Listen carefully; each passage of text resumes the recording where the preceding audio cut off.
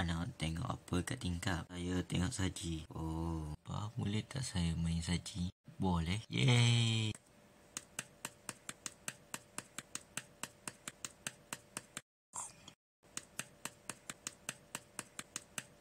Oh, nak pergi mana? Saya nak pergi main saji. Oh, pergi dulu, Mak. Memang tu lah awak sangat.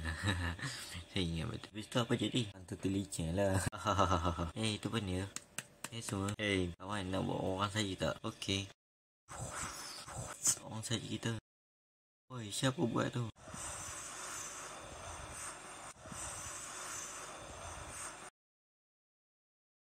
Kita serang mereka. Baik.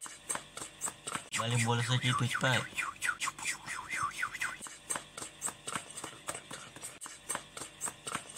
Hati bola saji tu. Elak. Baik.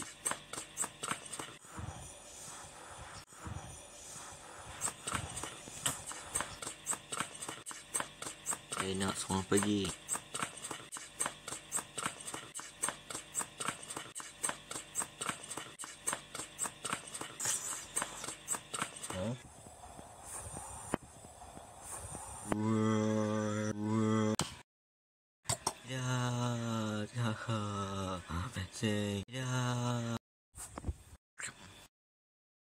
Saya okey.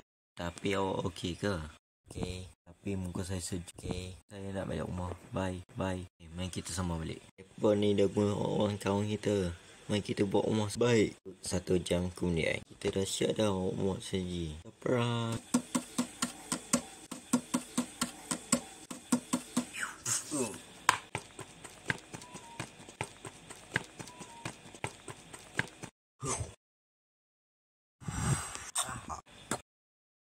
Kita mana victory. Yay.